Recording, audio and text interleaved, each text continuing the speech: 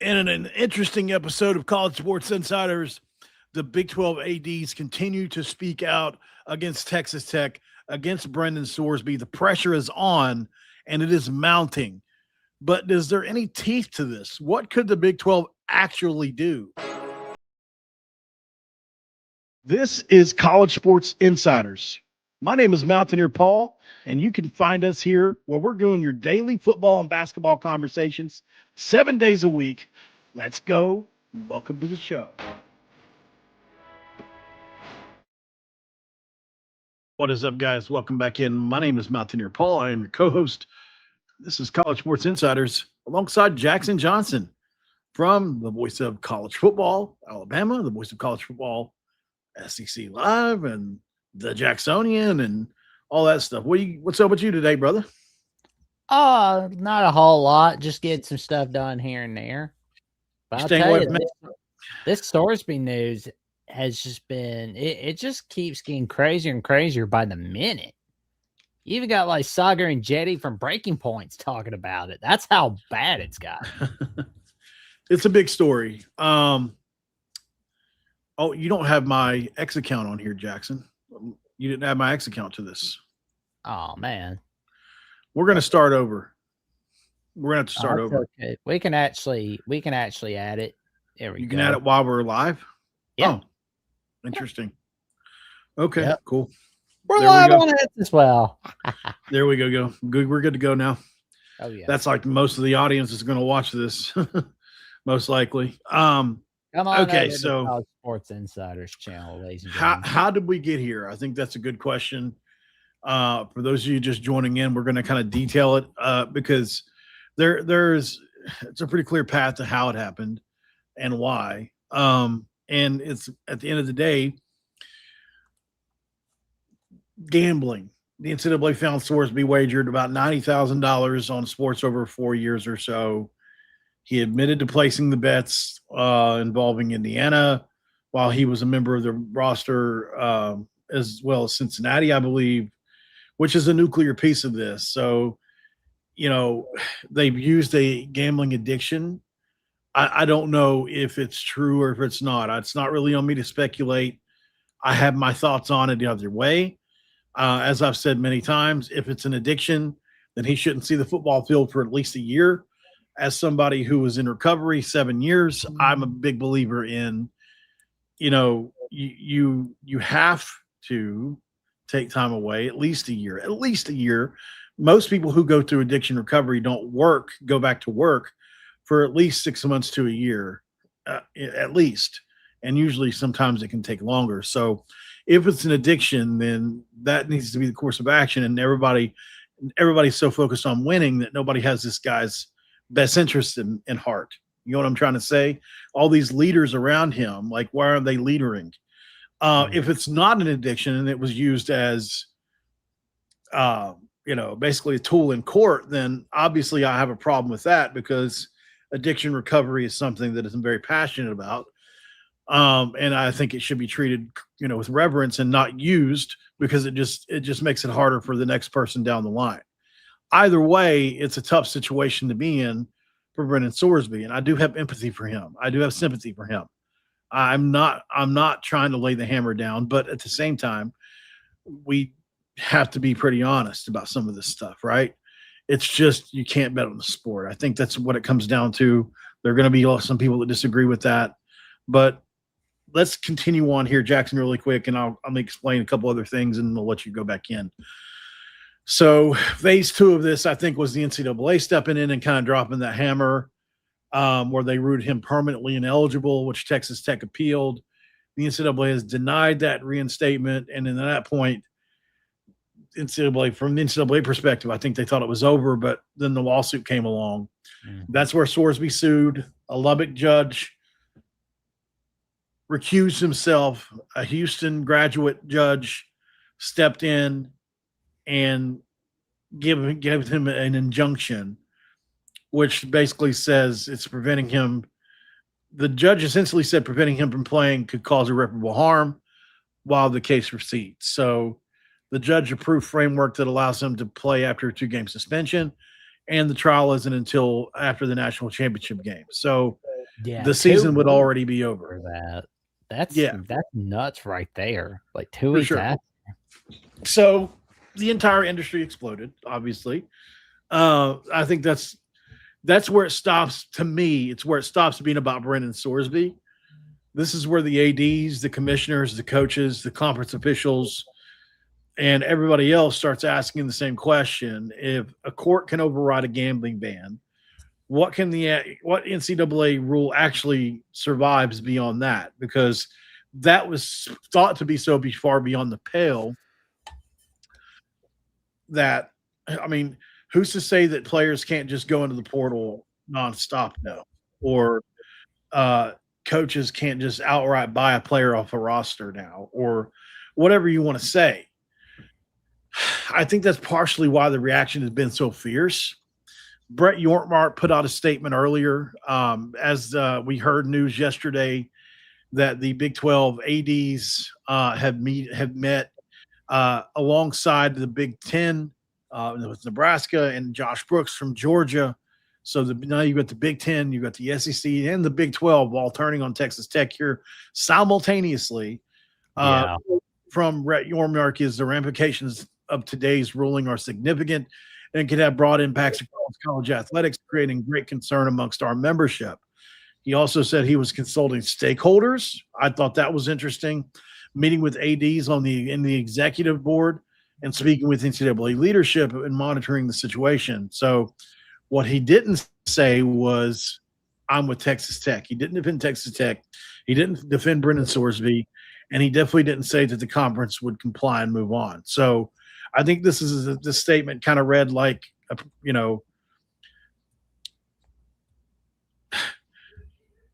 like a PR statement. It's a PR statement, but I think they're prepared to act here. Brendan Marcello reported here recently,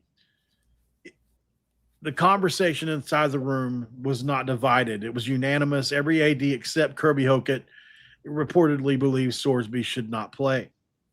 That's a massive distinction to make here. Because now the story is going to turn into, can one member institution drag the entire conference into a fight it doesn't want? And I think that's where we're at here. What I think needs to be talked about personally is this situation could ruin the Big 12. It could literally split this conference apart.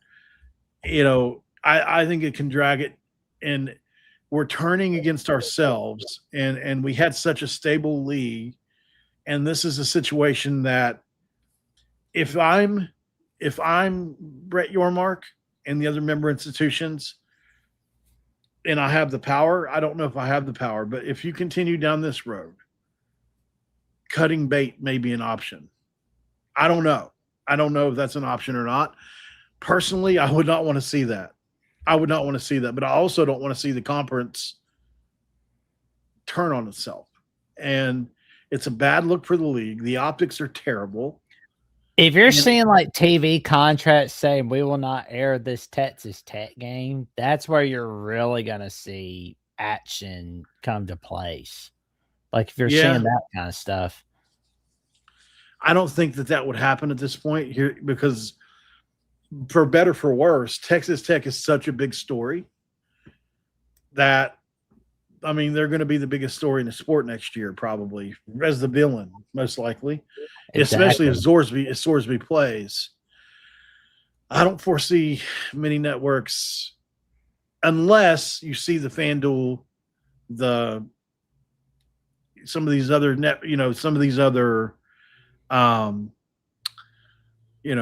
sponsors for these networks start maybe pulling out, saying, hey, look, if you play them, we're not supporting it, type thing.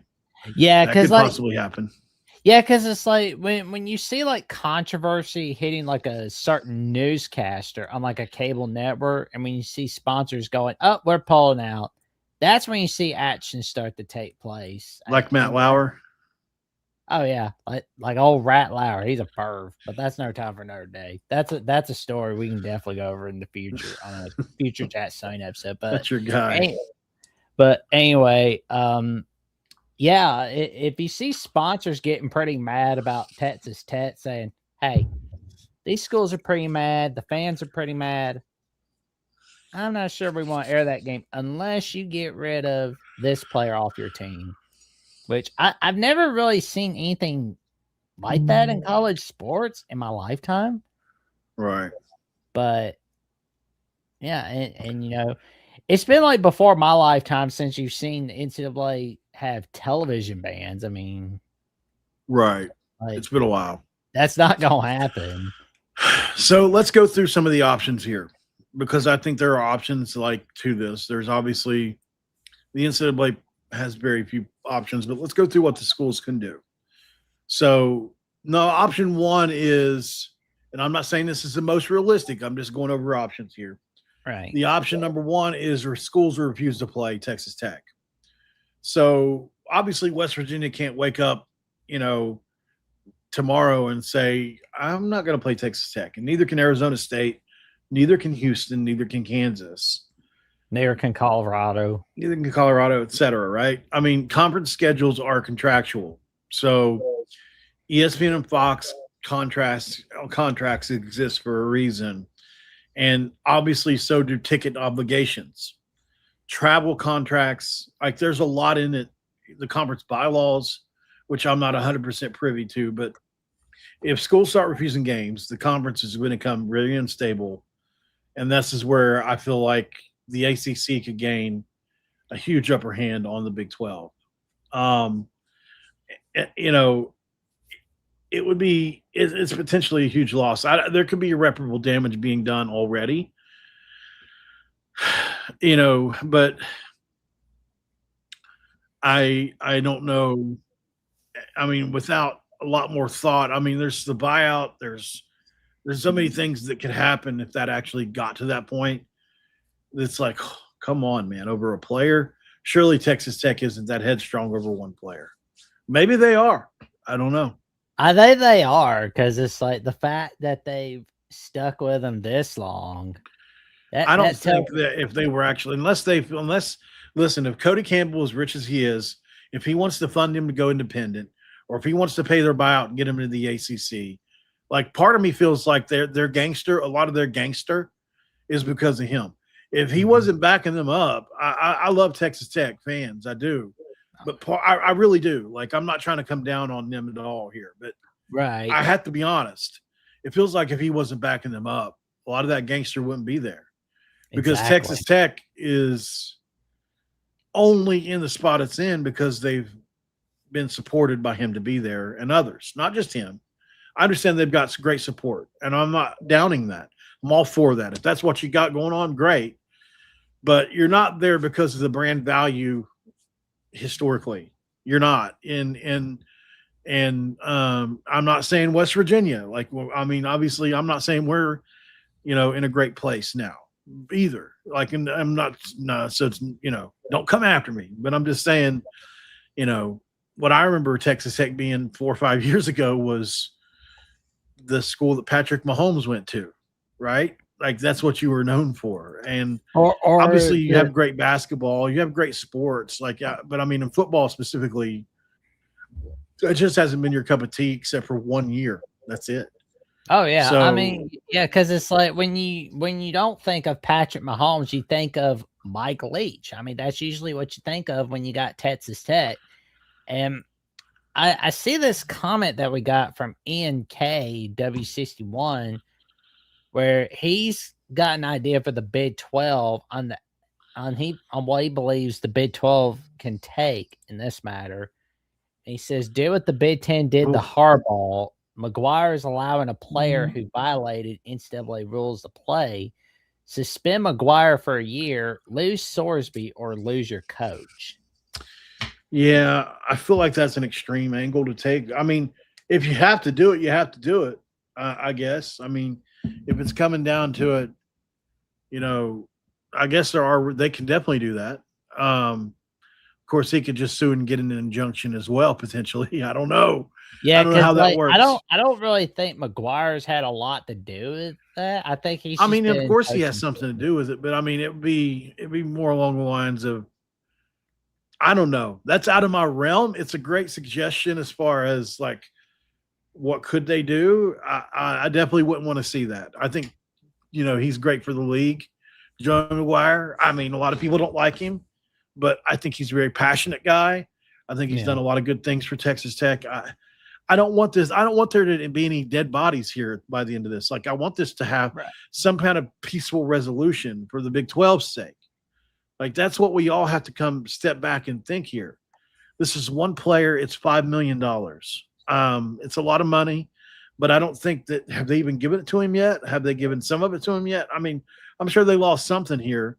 Surely they haven't already given him the $5 million. If they did, then, yeah, it's a $5 million loss, but I don't think that's how NIL deals work. Maybe they do, but I'm not really 100% sure on that either. I would just say that, especially with Sorsby, you have to think about a few other things. Like I said earlier, is he capable really of making great decisions right now? So it seems like no. Continuing to go down this path has been destructive in some ways. But I understand you're being told you have to sit out for the rest of your career. The NFL draft's already happened. The supplemental draft is something I would do if I were him personally. You could get on an NFL roster. You could potentially make pretty good money. Yeah. But you'd have to bet on yourself a lot, obviously. I think obviously the Big 12 sanctioning Texas Tech. I mean, if you look at bylaw language that's been discussed publicly, you are able to sanction members acting contrary to conference interest.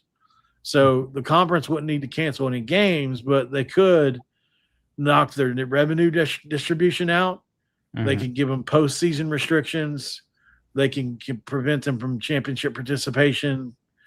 They can hit them with recruiting penalties, scholarship penalties, I guess. Although I don't know how that works anymore now in today's age, and then obviously other sanctions as well. So like there are things that they can do, but they're easier to implement than canceling a football game, is what I'm trying to get to here. Texas Tech, you can option 3 I think is making them choose, and I think that's where this is going. You talk about the Marcelo thing, Jackson, and Gene Taylor said what he said. Josh Brooks said what he said.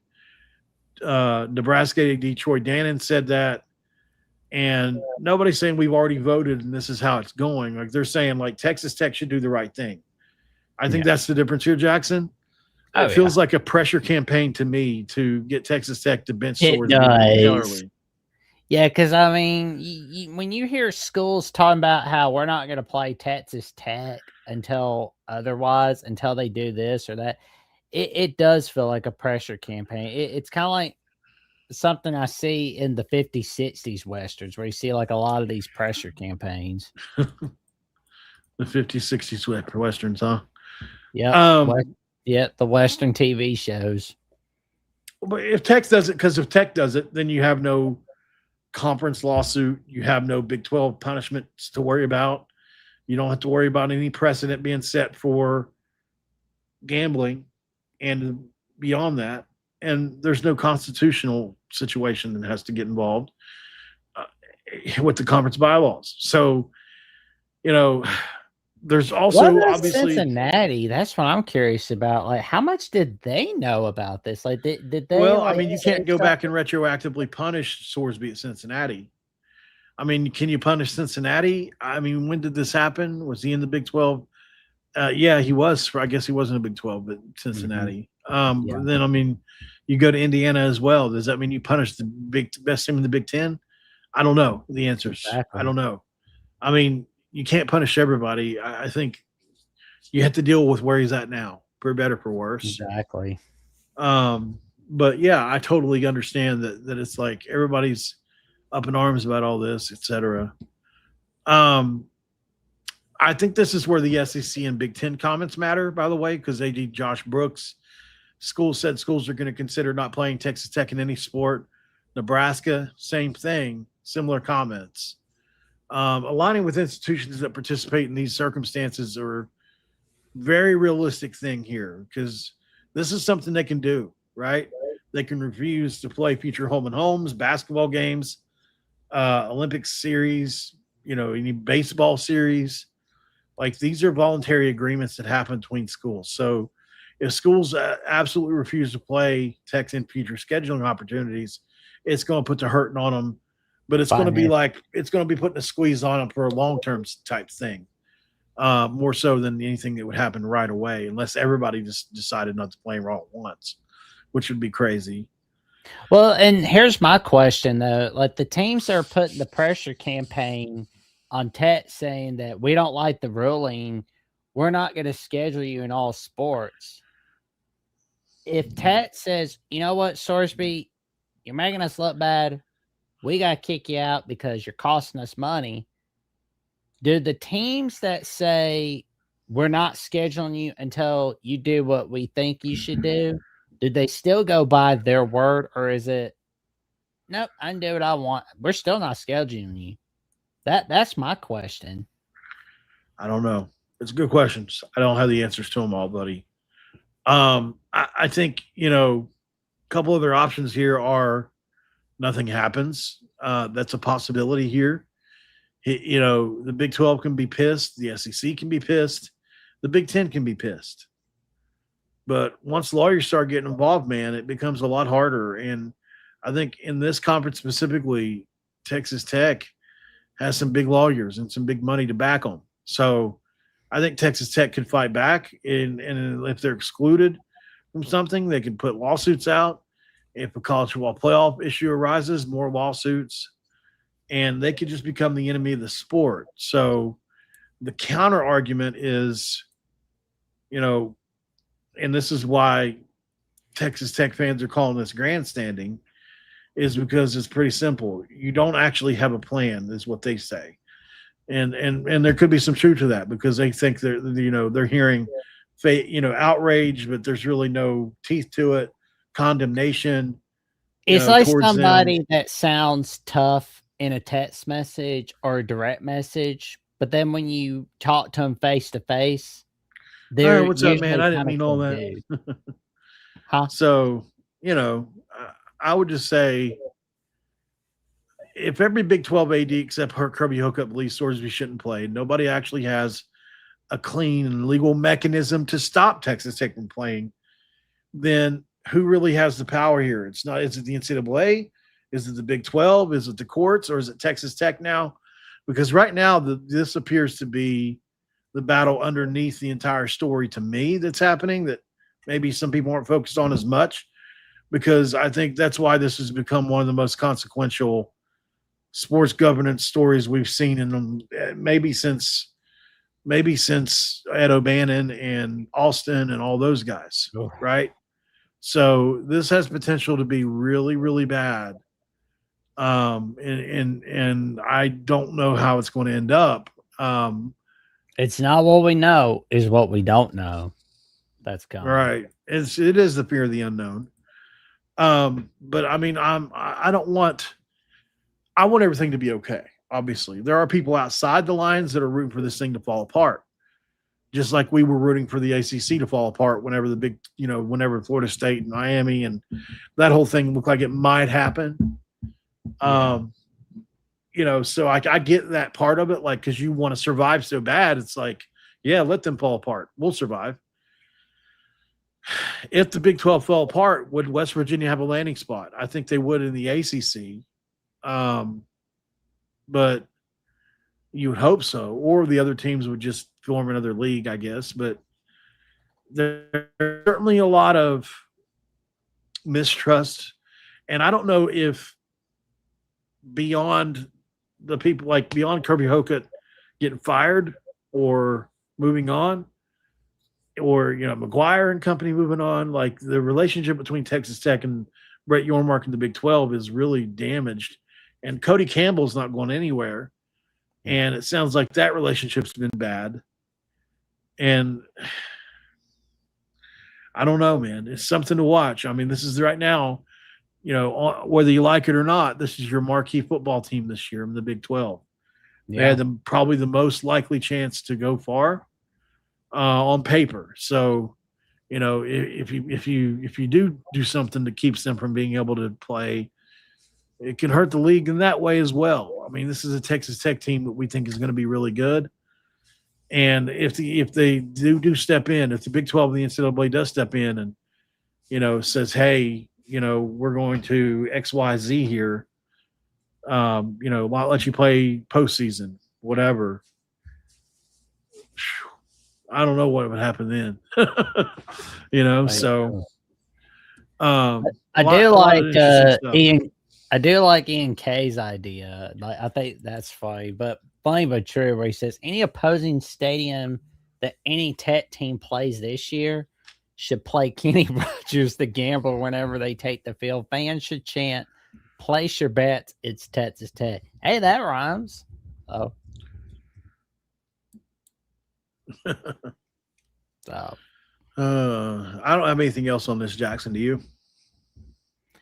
Not at the moment, but I can tell you when you got Georgia and Nebraska saying we're not playing this team until otherwise, and you got like Big 12 ADs, which I mean, it's like you said.